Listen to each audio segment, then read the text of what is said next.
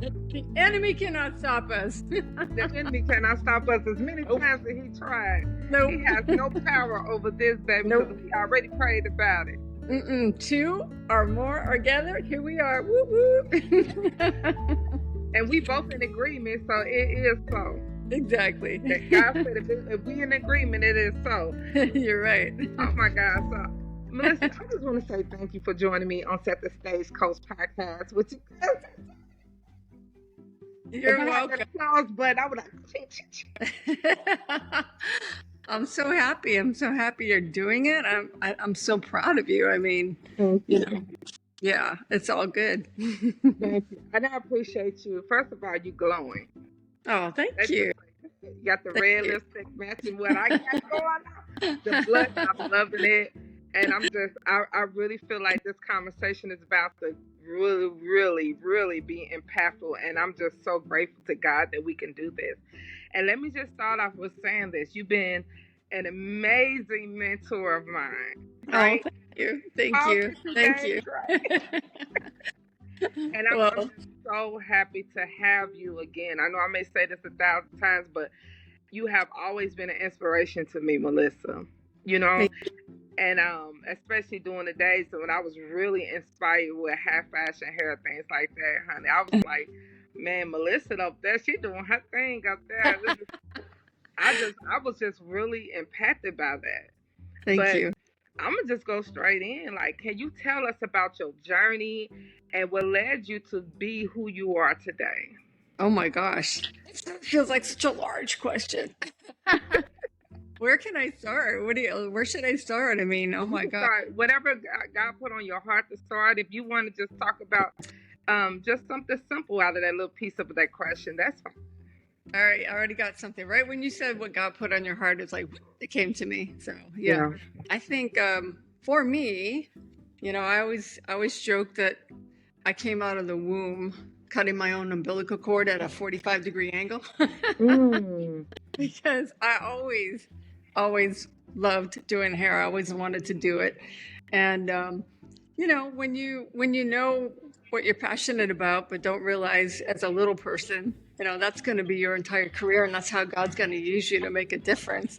It's like all you know is just doing what you love, and just I was constantly doing people's hair. I mean, all the way from really little, braiding my babysitter's hair when I was, you know, probably 6 years old too, you know, all the way to now. I haven't stopped. And the thing that I think that came up for me when you said that right now is I think a lot of people, they know what makes them happy, but they think they should do something else. And, you know, I see that a lot when I'm teaching. You know, there'll be people in the audience who I like to find out, you know, what brought people to pursuing their dream of doing hair. And it's so interesting. Sometimes there'll be people in these schools that I teach at that were literally doctors or professional NFL athletes or, you know, people that were scientists or just all these things that I think society thinks, oh, that's the idea of success. Go do this thing with all this money. But it's like, if you pursue the thing that's really in your heart, that God puts on your heart, he's going to use you in a way to do great things. I'm sorry, I'm going to be talking about God here. So. Oh, no, we're going to talk about God. Baby, I root for him. I root because for God. Yeah. There's a we always. It's not just me, there's we in everything that I do. So, but yeah, I think what made a difference for me was, you know, I was in high school and my high school careers teacher, Mrs. Flanagan, Joan Flanagan, God bless her wherever she is out there, if she's still with us. She was the person that really kind of like sparked it for me.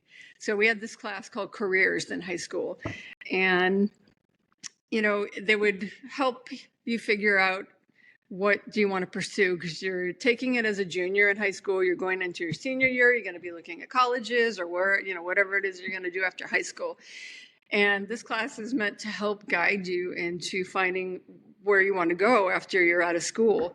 And I remember we would have to do these aptitude tests, and it would be crazy things like, questions, or how fast can you put the square peg in the round hole, and all these Yeah. little like tactical things. And I told her, Mrs. Flanagan, I'm sorry, but this is just kind of a waste of time for me because I know what I want to do. And she's like, well, let's just sit down and talk about your test results because I want to go over all the things that came up for you. And I know you like hairdressing, and I see you playing with everybody's hair in the back of the class. I would get in trouble for doing hair, not talking. Can you please stop braiding her hair and pay attention? But yeah, when she's like, let's sit down and talk about these careers that you could go into, I was like, I already know I want to do hair. And so she's like, okay, that's nice. I know you love doing it, and I see that you're pretty good at it, but let's think of not a hobby, but like a real career, like a real job. And I was like, whoa. I was like, Yeah. okay. Yeah. I understand. Okay. Yeah. And it didn't become like a vengeance thing, like I'm going to show you. A lot of people would think that, but all we can go by is what people think of from our industry by the way that we present ourselves and behave, right? Yeah. So look how hairdressers are portrayed so often. It's not always in the best light, right? In TV, film, and stuff. But yeah, ever since that moment, I was like, oh no, I don't care what anybody says. I know what I want to do. I know what I love. So I think there's a lot of people out there that are not following their dreams, and maybe they're worried about money and all that. And I get it, but totally, if you do what you love, that money will come to you. Opportunities will come to you. You just stay focused on what you love, and don't question yourself. Don't question your own what God puts on your heart, because He's going to take that and use you. And boy, has He used me. Thank you, Yeah. Jesus. I love that because, I can relate to that because my career, based on family and friends, was looked upon as not a career. It was a hobby. Mm-hmm. And I'm like, well, this is my livelihood. And so, just like you always had a vision for doing hair growing up in the South Side of Chicago, I would go into those salons and look at those hairstylists waxing hair. Like, I'm going to do a hair. I knew when I was a little girl. But I was like, my mind was a little bit far fetched, Melissa. Like, it was like, I don't want to do regular hair. Mm-hmm. I used to watch the ballroom dancing, Uh-huh. and I was so inspired by their gowns, their hair, the hairstyles, and things like that, and the way they dance. And I always knew, I said, I want to do something different with hair. I literally want to create art and beauty within hair. And Right. so, I don't know if you ever experienced this because, like, what you've been, are you still consider yourself a half fashion hairstylist, or what is the term for it now? Oh, what? I'm sorry. Say it Do again. you do you consider yourself like a half fashion hairstylist, High or fashion. I what would mean, what I do you you, know what would be? Yeah, I'm sorry. what I say about myself is I'm a master of, that term, let's see, what is it? Master of, oh my God, I forgot this little saying now. Master of all trades. No, jack of all trades, master of none. You know that saying? Like if you say Okay, you're a yeah, jack of all, but I say I'm a jack of all trades when it comes to doing hair, because I do a lot of different types of avenues in hair. right. I'm a master of some, I like not that. necessarily all of them, I like but that. no, I think for me, I definitely have I gravitate towards, yes, what you would probably call high fashion, editorial, magazine, things that are different, like your hair, right? Yeah, Your hair, to me, that's normal. Like, yeah, I love it.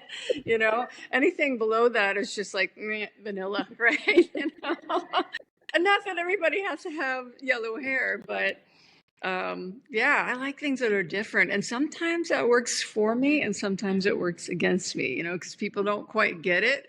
So you got to find your tribe, and working with people that want somebody like you, that thinks like you, and yeah. appreciates that. Yeah. Oh, that's good. Like, Yeah. thinking outside the box. It's kind of, I always been different, Melissa. As long as you've been Yeah. knowing me, Yeah. I love color. So that's the thing about me. And I remember, like, I went through like a shift in my life in a period of time when, especially after COVID, right? And Yeah. I was like, man, I don't know if I want to do hair anymore. I went through that I'm not transitioning Hmm. phase.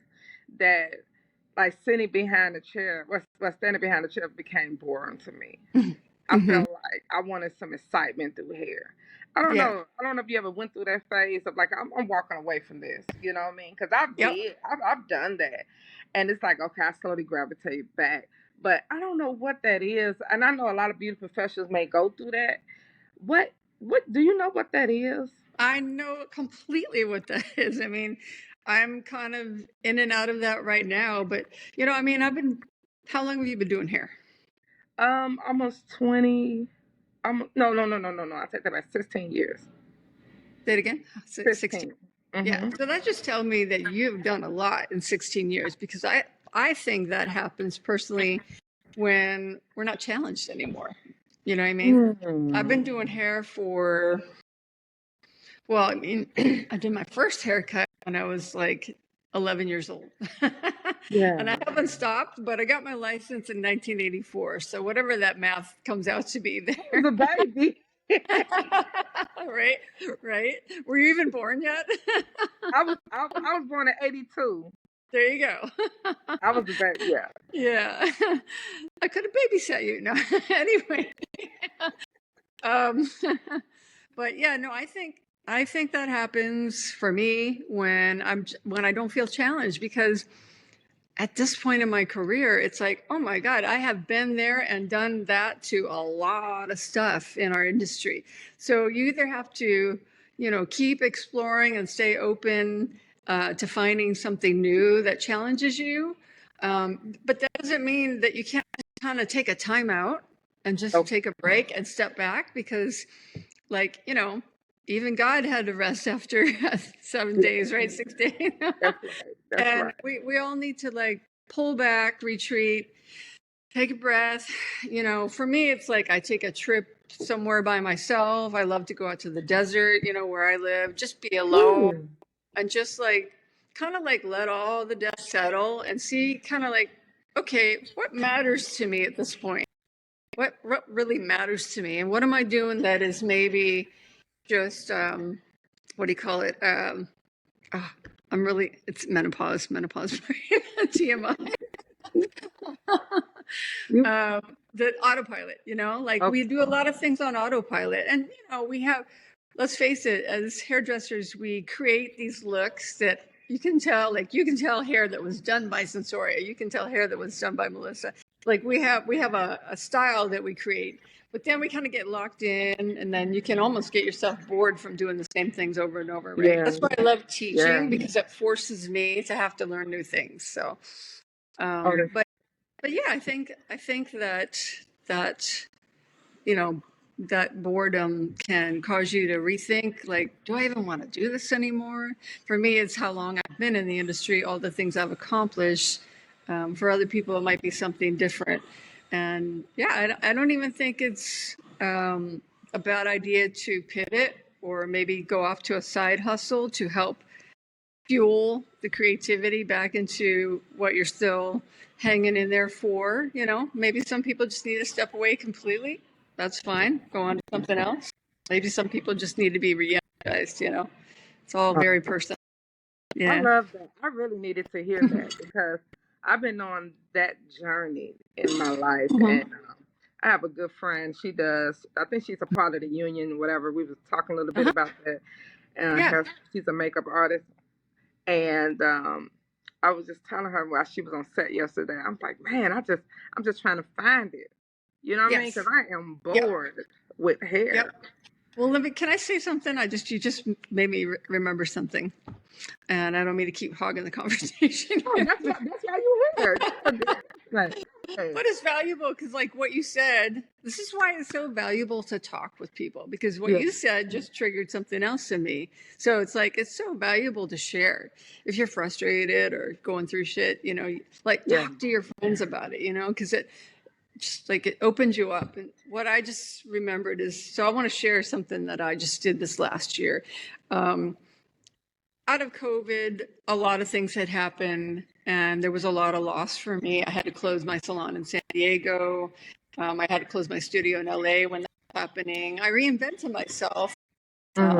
Um, we I bought a brand new Sprinter van, built that out, and then became mobile, and that was great for quite a while. But then I missed being in the salon as well, and that went away out of my life for that and other reasons. And I just got to a point where I'm like feeling like you're feeling, and I ended up thinking, well, I have this rival passion. I think as artists, we have more than one talent, and our creativity gets expressed in so many ways, right? Like, I bet you're amazing at makeup too, right? Like, if you had to do somebody's makeup, I mean, clearly look at yourself, you look incredible. So, yeah.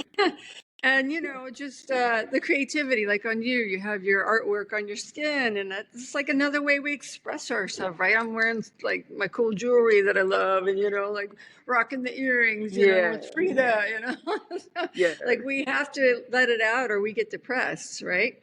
So I think sometimes we have outlets, and for me, one of mine I discovered was interior design. So I went and got a job, part-time job, at a West Elm. I don't know if you guys have West Elm. So yeah, it's just a store that you would walk into to buy furniture and home furnishings. But I love their stuff. I love their look. And then what I was going after is that they have a department called their in-home design specialists. So I got to literally go into people's homes who feel completely overwhelmed and know nothing about interior design, and take what I had from whatever's in me, from all that I've learned in the hair world, and interject it with this world and help people create spaces. So it's like my canvas became their space instead of somebody's hair or their head, right? Or their face. So I did that for 9 months, and I learned so much. And I still probably would like to pursue more of the interior design because it really fills me, it brings me joy. And I think God would not put this on my heart if he didn't want me to do something. Maybe it's going to lead me somewhere I can't see right now. But I'm not leaving hair. I love hair. But what it did for me is, boy, did it help me to appreciate everything in our world of hair that was not a part of that job, that I was like, wow, there's so much I took for granted about what we do. And it helped me fall back in love and re-energize me again, like we're talking about. So a little side hustle just helped me to fall back in love with like my first love. My God, that's so good. You made me think about how I like to decorate my home. I like colors, black and gold, yellows, and of course yellow, right? And the green. I bet your home looks amazing. So yeah, it's like I can see that though. That's like really, that really totally makes sense. I can see you rocking interior design in someone's homes, even in like an Airbnb. I love that. That's a really good idea. And that's really big here in Nashville too, Melissa. They have so many Airbnbs right now. Yeah, I think they're everywhere. When the last time you came here? Here? Well, probably 2019. Okay. Right. It don't look the same. 2019, because I remember that was the last trip I took before the pandemic hit. Yeah. So when I saw you last, that's the last time I was there. Because we went to we went to go eat. We went to Jim and Ned's, didn't we? Yes. Yeah. We did. Yeah. We had barbecue. Buttermilk. It's either barbecue or Monell's. I got to do one of these. Oh my God. You know what? This is the next question that really I feel like it's appropriate. When it comes down to mentorship, because you have mentored many, right? Virtually, people are always watching, right? And the question is, what has been a mentor? I'm sorry, who has been a mentor in your life? For me, okay, got it. Yeah. Well, I compartmentalize that too, right? Because I feel like you need a mentor for all the different segments of your life. You don't have to, but it helps, right? So for hair, there's a couple different hairdressers that from my generation that I latched onto early on. probably my number one hairdresser mentor is a artist by the name of Danilo, Danilo. If you Google him. So Danilo started doing hair like when I was just coming into the industry. Okay. He was also very young in the industry. I mean, older than me, but he started doing celebrities like fairly early on, and he's amazing. So I have a cute little story about him if you want to hear it. All right, go for it. So I always, like it's funny, like you see, how do I explain this? There's something that you admire and you see it all the time and you're like, oh, there it is again, there it is again, there it is again, whatever it may be. Maybe it's that car you want, right? Or maybe, I don't know, whatever it is. But for in the world of hair, like when I would rip out pictures and put them on my wall of what inspired me, I did not realize until later on a lot of them were his work, right? And I'm like, go figure, it's Danilo, right? And I was working on The Voice. Gosh, I don't know how many years ago, maybe 10, 12 years ago. And Gwen Stefani came on as a coach. And Danilo is the one that does her hair. So I'm backstage. I'm like, he's got to be around here somewhere. I'm keeping my eye out. I'm like, I'm going to count as soon as I see him. And we're backstage. The show's running. It's very dark backstage. I'm just leaning up against the wall. It's a very narrow walkway. And I see to the left, I see somebody catch my eye that just came off from one of the commercial breaks. Like there's a walkway you go to touch people up, and then you go out the door. And you can't come in and out when you're filming. So once that door is shut by a certain time, you can't go back out there. So I saw this person walk by, and it was him. And within seconds, I thought, it's either now or never. And I just turned out and I went, Danilo! I was just like, he's all like, huh? And I was like, oh shit. Now I got to say something. But with that moment in me of like, girl, this is a blessing right here. Like, there it is. You say something. So he popped back in, and then all of a sudden the door locked, and you weren't allowed to leave. I'm like, I got him now. and we started walking towards each other, and then I just introduced myself, and it went from there. And I don't know, he was so easy to talk to. It wasn't even difficult. And you make these people to be like these big things, but they're just human, right? Yeah. And some of them are incredibly wonderful, and some of them aren't, just like people, right? Right.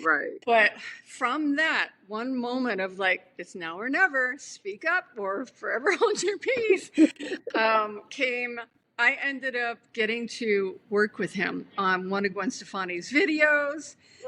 And she's my fashion icon. I love her. And then a couple of other jobs he did, and a few more of them were again with Gwen. And yeah, it was like, and he was actually going to come teach at my salon for a class that I talked him into doing, but then he got booked for something that he had to fly out for, so we had to. But anyway, I was like, I can't believe I manifested that. That was amazing. Oh, and that's good. Manifestation is so important. Yeah. Oh my goodness, I agree with that. But yeah, I'll never forget that. That was my like, oh my God, I bow down to you.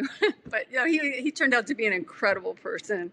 Really, really nice guy, very talented. And if you look him up, he does some really cool work. Stuff that I think is cool. I think you would think is cool too. I love it. I think I love it. So that's why this next question is really appropriate too. Girl, I got it on the line, girl. So what is something, right, you're really proud of that you don't always get to share? Oh.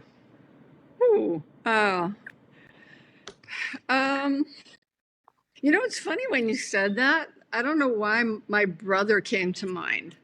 My brother, his name is Craig. He's 2 years older than me, and he was born normal, but then he had a seizure when he was just a few days old. He ended up getting brain damage, so he's mentally retarded now, and has been all his life. And so he's just the most special human being I know. He's just such a big ball of love and authenticity. And like, you know, he doesn't know a lot of the things that we know, and it's just shows up in the most amazing way because he's just himself with people, and it's like he cracks people up because he has no filter and he'll say things like if he was here right now, he'd be like, "Ooh, she's sexy, who's that?" You're like, you know. But he's just the sweetest guy, and you know, he has his moments like we all do. But from him being in my life, it's really brought this special sensitivity that I have for, I guess you could say, the underdog.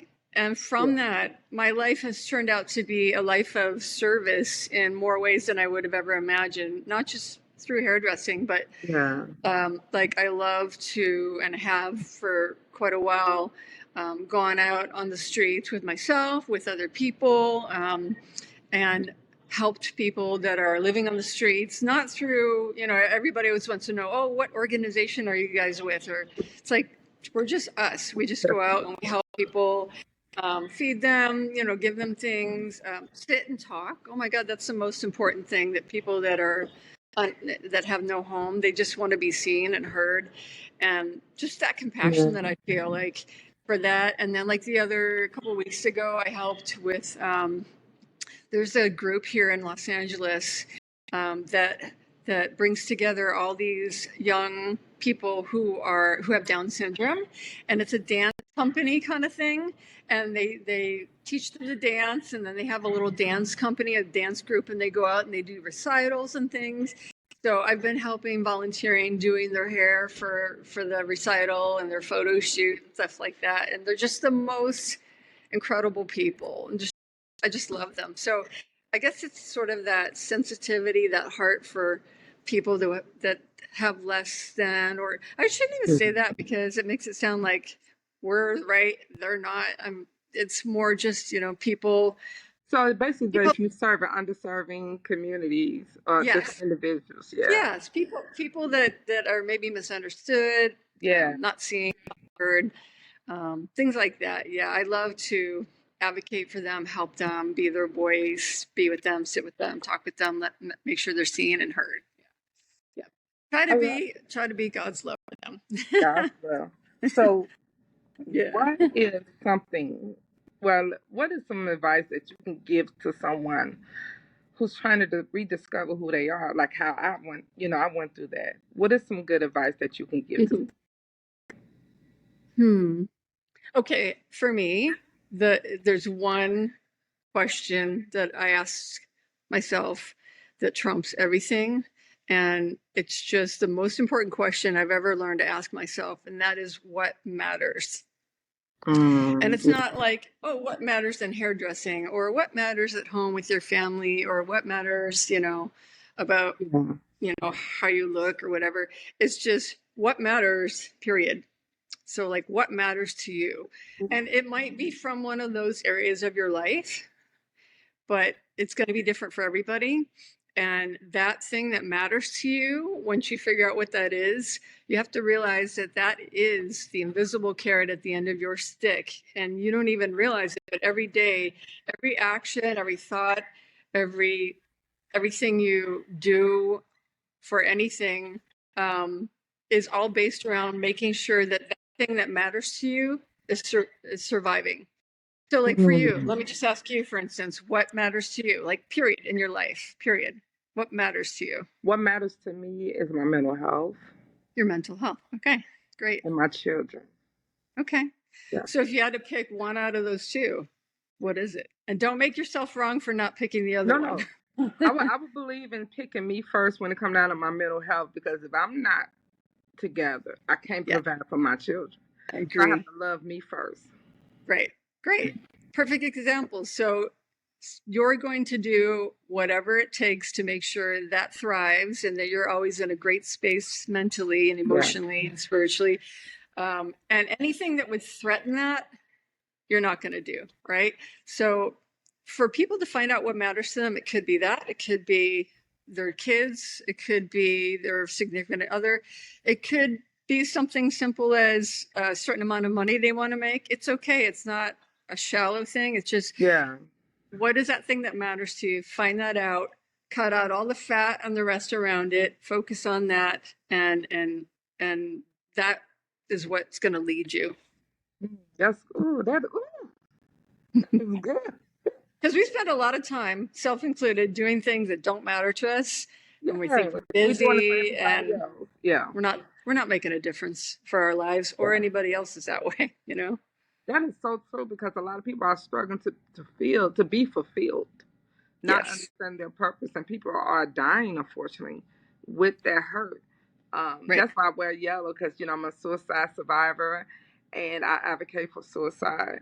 Is that the color that symbolizes that or something? Oh, I didn't know that. That's great. Yeah, because like a lot of people are keeping a lot of things bottled up, and so mental health awareness is so important for me. Right. And I see it a lot in the beauty industry. A lot of beauty professionals are dealing with a lot of things, because we're hustling. You know what I mean? We're trying to hustle, and bills. A lot of times, like, managing money is kind of rough when you're trying to pay booth rent or you're a commission salon. It can be rough, especially coming out of COVID. So you're starting over again for a lot of people. So even if it just wasn't a beauty industry, just life in general, you know what I mean? What the world's going through. And so just being feeling fulfilled is important. Knowing God, understanding that relationship with God is important, right? And so I guess my next question for you, and this will probably be my last question, but what's next for you? I've known you to be Paul Mitchell advocate, right? Melissa Jaqua for yourself, your brand. You've done a lot of celebrities' hair. Like, what does life look like for you? That's a great question. When you find out, will you tell me? No, I'm just yeah. I'm in a little bit of a trying to figure it out myself vortex at the moment. But geez, how do I want to answer that? I mean, I'm turning a page in the chapter of my life right now. I'm definitely in between. I'm like when you turn the page, it's like it's up at the top right now. It's not down to the next page yet. It's not over here. So it's like right here. I'm like, come on, what are we doing? but see, that's good, because it also shows that even as mentors and as leaders, we're still discovering life. We're still discovering ourselves. Well, people feel like, oh, am I doing too much? No, you're not doing too much. Yeah. No, you know what? Nobody has it all figured out. If that's where we're going, nobody has it all figured out. But I think it does serve you to, again, spend some time alone, take an inventory of where have I been, what haven't I done yet. I don't know. There's kind of value in that question, which feels a little morbid, but if I were to die tomorrow, what would I be like? Oh my God, I never got to blah, blah, blah. You know what I mean? Like for some people, it might be like, I never got to have children, or I never traveled, or whatever. So like, I think that pushes what's important to you up to the surface, But honestly, what's next for me? I'm about to get married in a few months. So that's a whole new chapter. Thank you. And, it's just life is unknown, and I know what I've been through. I mean, at this point, my body is definitely going, okay, are we done yet? But I think health is important. That's a wake up call. And I don't know. I'm still trying to figure it out. I wish I had some amazing answer that inspired people, but maybe just the fact that we're all trying to figure it out every day. That's what makes us human. And one day at a time, one moment at a time, one breath at a time. That's kind of been my little thing lately, that I talk to myself. I say that. I like it. Because it can get overwhelming. We all have to feel like we have to have it all figured out, right? Take one day at a time. So before we leave, give us one paragraph or one motivation quote or a scripture. Or something that you feel that someone needs to hear. Right. Okay. Let's see. oh my God. Yeah, it's so funny. Like, I'm always thinking of these things, and now, somebody asks you, and you're like, Yeah, um, jeez. and then I, you can take your time. Yeah. yeah. Well, I don't even know exactly how that quote goes, and maybe you can help me, but it's from my favorite song. It's by Elevation Worship. Uh, oh crap, what's the song? I play it all the time. Good grade right quick. Jira. Okay. I don't know if you know that song, and it's by the group Elevation Worship. But in there, there's a little verse that talks about that. There's a little line that talks about that verse in the Bible. How if God gives enough care to the littlest things like the sparrows and the flowers that nobody even sees, and can you imagine what He'll do for you, right? Mm-hmm. And I should know the Bible verse exactly, but I don't. I just sing the song every day. That's fine. Yeah. Yeah. But I love that one because, I'm in my head a lot. I think we all are. Like, Yeah. I'm wrong, I'm not good enough, I'm not doing it right. Everybody else has to figure it out. I don't. But look everything you've done. I know, but I'm screwed up. Where am I going? I don't know. Like, you just get in your head about so much, and times are hard right now, right? Yeah. And Yeah. it's just like, you need to know that there's a higher power, and He's always there, and He's always going to take care of you. So yeah, we can find that Bible verse. I'll have to figure that one out. So next time somebody asks me, I know what it is. Well, yeah. And I thank God that I'm really grateful that you talk about God, because I remember when I came down there with you guys, we went to church. Yes, we did, didn't we? You That's took me to church. right. Yeah, to the Rock. And I love that. I appreciate that you took me to church. I mean, like, that was cool. Oh, Like, well, you took me to sentimental places that left something in my heart. You know what I mean? And we went to the beach, and I still got that picture. Yeah, we have to tell everybody that's listening. Centauria had never seen the ocean before. No. And I took her to Ocean Beach in San Diego, where we were living in San Diego at the time, and and I'll never forget. You got out of the car, you walked up, and you got on the beach, and you're like, "Oh my gosh, just like." So damn cute. I loved it. I tell that story to people. It's adorable. But yeah, we did that. We went to eat. We had some good food, and yeah, we went to church. I would take everybody to church if I could. I have taken a lot of I mean, church like, I feel like anytime somebody visits out of town, take them to church. Let's visit the church, because you never know. When people need breaks, you just never know how much that'll bless them. Yeah. But I just want to say thank you for joining me.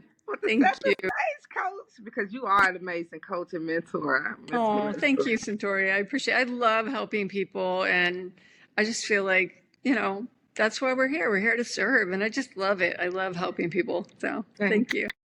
You are in Los Angeles, California? I'm in Los Angeles, yep. Mm-hmm. And I think that was around the time of Whitney Houston, right? The situation. Yes. So we were at the salon in San Diego, and you came one morning, and I said, "Guess what?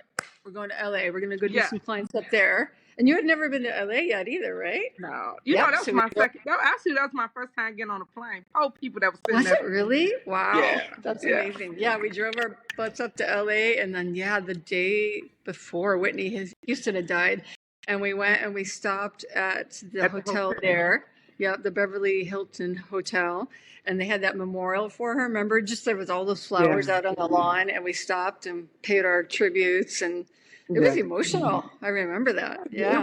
Yeah, that's why I said it was having that moment. And that's why I said, that's why I remember the moment in church. I remember sitting down. It was a good service. And so everything was needed. It was just so much going on in the world, especially in California. Well, I'm still trying. I always think California, Los Angeles. That is the same. I'm tripping. Los Angeles is in California. Yes, in California. Yes, girl. Yeah. But I just thank you for those moments, and thank you for accepting me for who I was. Of course. You're You just the most understand what I'm beautiful. saying? You're one of the most beautiful people I know. Every time I see your picture, I'm so excited. Like, I love you so much. And you're doing Thank so you. much, so much to help people. It's Thank just so you. cool. And you've grown and your Yeah. hair is freaking amazing. It's like, next time I come, I want to assist you. You're just a powerhouse. Because you came to Paul Mitchell and I was a student in that class. Mhm. And I was Yeah. like, oh, she's gonna be my mentor. And I was really pressed. I was like, oh, they gonna be my mentor. Well, And I manifested that. Like, Well, you know what's cool about you though is like you went above and beyond. Like people can talk, oh, oh, Danilo, he's so amazing. But if you don't yell somebody's name and feel completely like at a loss about what the heck you're going to say next, that's what you did. You called and said, "Hey, I don't know if you remember me, but I want to get on a plane. I want to come and hang out with you for a week or whatever it was, and I want to put myself out there." And I've mentored a lot of people. Nobody's done that ever. oh So wow. yeah, so you got something special. You really do. Everybody that knows you knows I'm special. that. You are. I am. Oh. I'm very special. But I love you. I love Thank you you so so much. much. I You're really welcome. appreciate you joining me, and I can't wait till the world to watch this. Oh, well, I can't wait for you to share it. And I can't wait to keep like watching your life just unfold. And I'm so honored to be a part of it. I truly am. I love you so much. You too. You're All good. right. Bye bye, baby. All right. Bye. Right.